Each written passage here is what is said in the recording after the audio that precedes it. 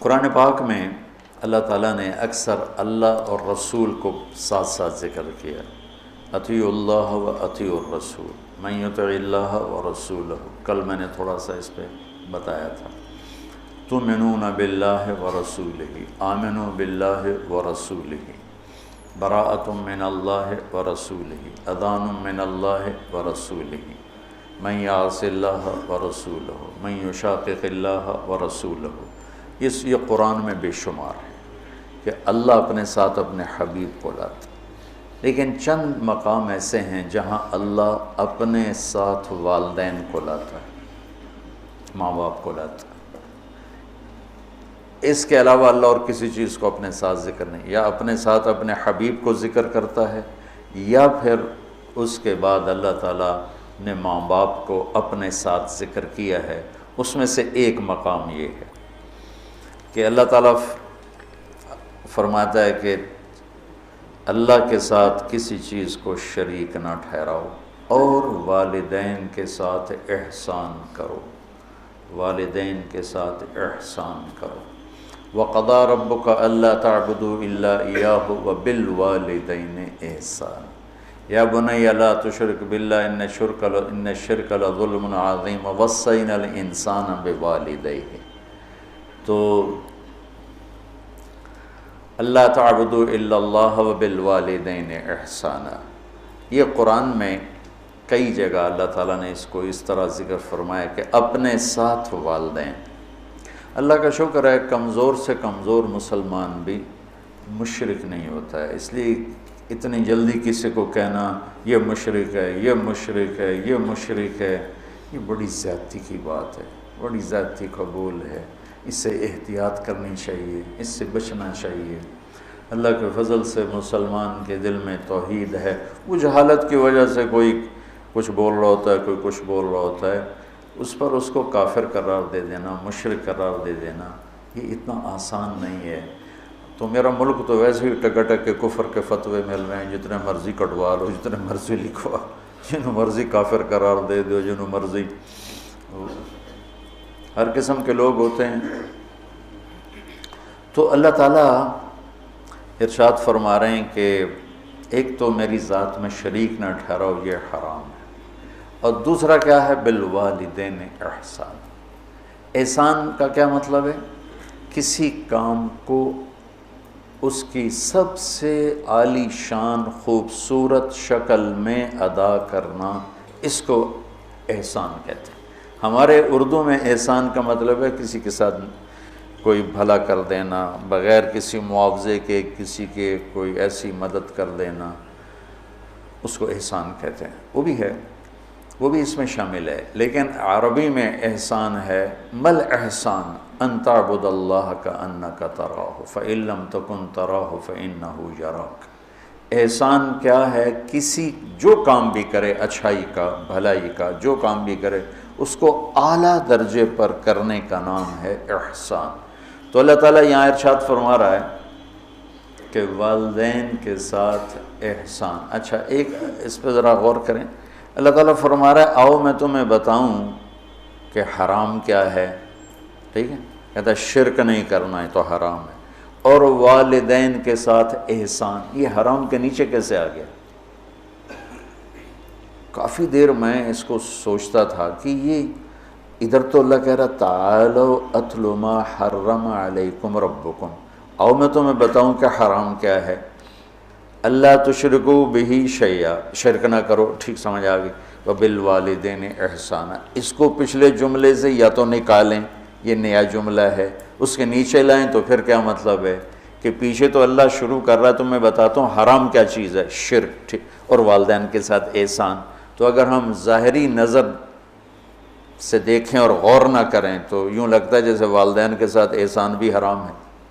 میری بات سمجھ میں آئی ہے نا؟ ایسا ٹھیک ہے؟ ہاں، یہاں اللہ تعالیٰ بڑی عجیب طریقے سے ماں باپ کی عظمت کو بتا رہے ہیں کہ ماں باپ کے ساتھ صرف احسان ہی مطلوب ہے، اس سے نیچے جو ہوگا وہ حرام ہوگا، حرام سے نہیں نکل سکو گے۔ اللہ نے ماں باپ کا حق اپنے بعد رکھا ہے، لا تقل لهما اف، جس کو ہم کہتے ہیں بیزاری سے ماں کو کہہ دیا باپ کو کہہ دیا اتنا بھی اللہ تعالیٰ فرما رہا ہے کہ اتنے کی بھی ہم گنجائش نہیں دیں گے ماں باپ کے سامنے۔ میرے نبی نے فرمایا میری ماں ہوتی اور میں عشاء کی نماز کے مصلی پہ کھڑا ہوتا اور سورۃ فاتحہ پڑھ رہا ہوتا اور میری ماں مجھے کہتی محمد، تو میں ماں کی خاطر نماز توڑ دیتا۔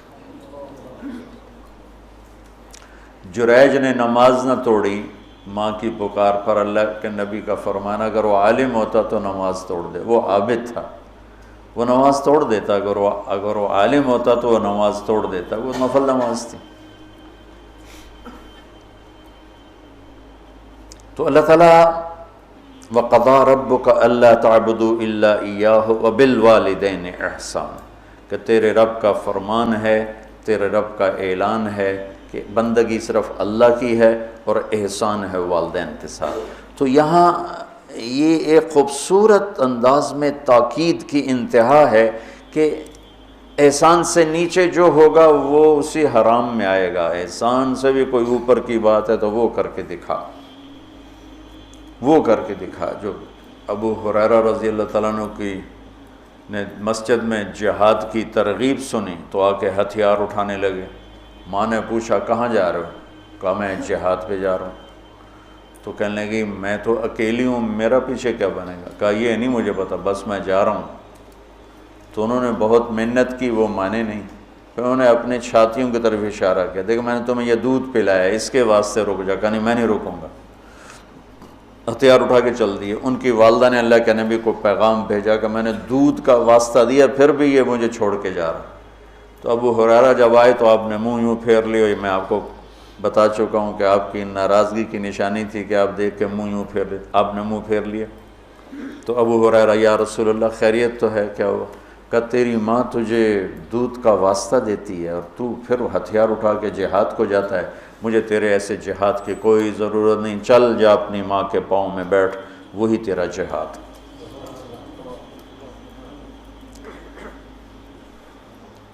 کلاب بن امیہ جہاد میں چلے گئے، والدین دونوں بوڑھے تھے۔ تو امیہ کو جب بتائے بھی نہیں والدین کو، تو امیہ کو پتہ چلا تو انہوں نے شعر کہا اذا دعت الحمامۃ ساق حر الی بیضاتها دعوا کلابا ترکت اباک مرعشۃ یداہ وامک لا تسیغ لها شرابا، کہ تو نے ماں باپ کو اس حال میں چھوڑا ہے کہ ایک کا نوالا اپنے ہاتھوں سے منہ پہ نہیں جاتا اور ایک اپنی طاقت سے اٹھ نہیں سکتا، تو اس حال میں چھوڑ کے تو کہاں چلا گیا؟ حضرت عمر کو پتہ چلا اشعار کا، تو انہوں نے فرمایا کلاب کدھر ہے؟ کہا جی وہ جہاد میں فلاں محاذ پر، کا بلاؤ اسے۔ تو انہیں بلایا گیا اور جب وہ مسجد میں آئے، کہاں گئے تھے؟ چوری کرنے، ڈاکہ ڈالنے؟ کہاں گئے تھے؟ بولو۔ مسجد میں آیا تو حضرت عمر کھڑے ہو گئے، کوڑا اٹھا کے مار مار مار، کوڑا مارے، اچھا یہ کون سا جہاد ہے بوڑھے ماں باپ کو چھوڑ کر؟ پھر ایک لگائیں ٹھو، یہ کون سا جہاد ہے بوڑھے ماں باپ کو چھوڑ کر؟ اتنا مارا کہ اس کے سر سے خون نکلنے لگا کہ یہ کون سا جہاد ہے بوڑھے ماں باپ کو چھوڑ کر؟ تو پھر فرمایا جب تک تیرے والدین زندہ ہے تجھے مدینہ سے نکلنے کی اجازت نہیں۔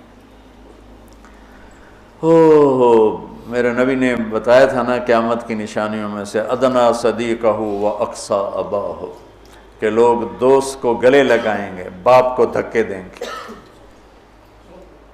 باپ کو دھکے دیں گے، دوست کو گلے لگائیں گے، والدین اولاد سے ڈریں گے۔ اطاع الرجل زوجتہ وعق امہ، بیویوں کی خاطر ماؤں کو ذلیل کریں گے۔ تو اس کو کم ان تلد الامۃ ربتھا، بیٹیاں ماؤں سے نوکرانیوں جیسا سلوک کریں گی۔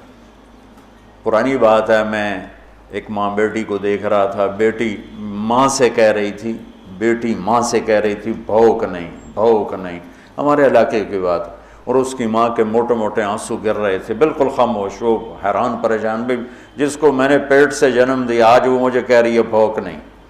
تو یہ عام ہے کہ آج کل کی پڑھی لکھی نسل انہیں نہیں پتہ باپ کسے کہتے ہیں اور ماں کسے کہتے ہیں۔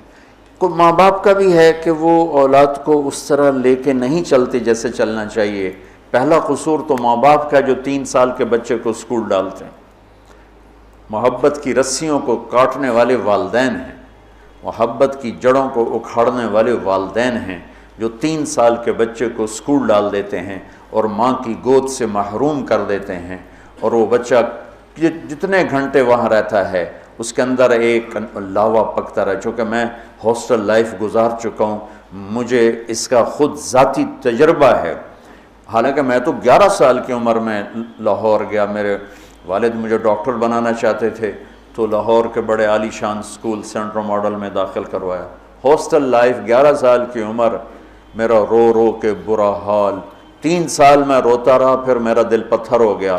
والدین کے لیے میری محبت مرتے دم تک پھر بیدار نہ ہو سکی۔ ہاں، تبلیغ میں لگنے کے بعد میں ان کا ادب، احترام، خدمت، سامنے نہیں بولنا، پوری اپنی جاں فشانی کے ساتھ ان کی خدمت، لیکن میرے دل میں ان کے لیے محبت کی شمع نہیں جل سکی کہ انہوں نے اسے خود بجھایا تھا۔ تو اس میں والدین آج کل بہت روتے ہیں، لیکن اس میں ایک بہت بڑی وجہ خود والدین بھی ہیں کہ وہ بچوں کو وہ ٹائم جو پہلے 10 سال والدین بچے کو دے دیں، ساری زندگی بچہ والدین کو دے دے، اور 3 سال کے بچے کو دھکا دے دیا۔ اب تو اسکولوں کے اشتہار ہے 18 ماہ کا بچہ بھی لے لیں، میں جمدے نال ہی لے لو، ماما نے چھٹی دے دے میں جم کے تھوڑی جھولی چ پا دیں۔ یہ میں کیا کروں، میرے دیس کا ڈاکٹر بھی تاجر ہے، وکیل بھی تاجر ہے، اور یہ علم والے بھی تاجر ہیں۔ جب کسی قوم پہ زوال آتا ہے تو ہر شعبے پہ آتا ہے۔ جب علماء تجارت دین کو بیچ رہے ہیں تو باقیوں سے کیا گل، جب ممبر ہی بک گیا ہے تو پیچھے کیا گل۔ سارے ایسے نہیں ہیں، سارے وکیل ایسے نہیں، سارے ڈاکٹر ایسے نہیں، سارے علماء ایسے نہیں، یہ اکثریت کی بات ہے۔ ہر طبقے میں چونکہ شر غالب ہے تو ہر طبقے میں وہ غالب ہے۔ تو میرا رب کہتا ہے کہ ایک میری ذات میں شریک نہ ٹھہراؤ، اور ایک والدین سے احسان سے نیچے ہمیں قبول نہیں، احسان تک پہنچو گے تو قبول ہوگا۔ آپ جنت میں تشریف لے گئے تو قرآن کی تلاوت سنی، آپ نے فرمایا کون کر رہے تلاوت؟ انہوں نے کہا جی حارثہ بن نعمان ہے۔ کہا ہے حارثہ بن نعمان؟ وہ تو مدینے میں ہے۔ کہ وہ ماں کا خدمت گزار ایسا ہے کہ جب قرآن پڑھتا ہے ساری جنت کو سنایا جاتا۔ وہ ماں کے کیسے خدمت گزار تھے کہ ماں کے کپڑے خود دھوتے تھے، بیوی سے نہیں دھلواتے تھے۔ ماں کے لیے سالن روٹی خود بناتے تھے، بیوی سے نہیں بنواتے تھے۔ ماں کے سامنے بیٹھ کے ان کو روٹی ہاتھوں سے کھلاتے تھے، ان کو خود نہیں کھانے دیتے تھے۔ ماں کے سر میں تیل لگاتے تھے، کنگھی کرتے تھے، جوئیں نکالتے تھے، یہ سارا کام وہ کرتے تھے۔ 2 صحابہ کے بارے میں آتا ہے کہ والدین ماں کی وہ خدمت کی جو کوئی نہیں کر سکا، ایک حضرت عثمان اور ایک حضرت حارثہ بن نعمان، عثمان بن عفان اور حارثہ بن نعمان۔ اور حضرت امام زین العابدین علیہ السلام اپنے والدہ کے ساتھ روٹی نہیں کھاتے تھے۔ اور یہ ہمارے ہاں تو ہم اجمی لوگ ہیں نا، بخیل لوگ ہیں، اب وکھری وکھری پلیٹیں جو اپنی بوٹیاں پالو، کوئی ہور نہ کھا لوے۔ تو عرب کٹھا کھاتے تھے، کٹھے بیٹھ کے کھانا آج بھی تعذیب ہے۔ ہم نے قطر کے بادشاہ کے دسترخوان پہ کھانا کھایا، وہ اور لوگوں کے ساتھ مل کے بیٹھ کے کھا رہا تھا۔ تو کسی نے کہا آپ ماں کی اتنی خدمت کرتے ہیں تو آپ ان کے ساتھ کھانا کیوں نہیں کھاتے؟ فرمایا کہ مجھے ڈر لگتا ہے کوئی ایسی بوٹی نہ اٹھا لوں جو میری ماں کی نظر میں اور میں اٹھا کے مجرم بن جاؤں،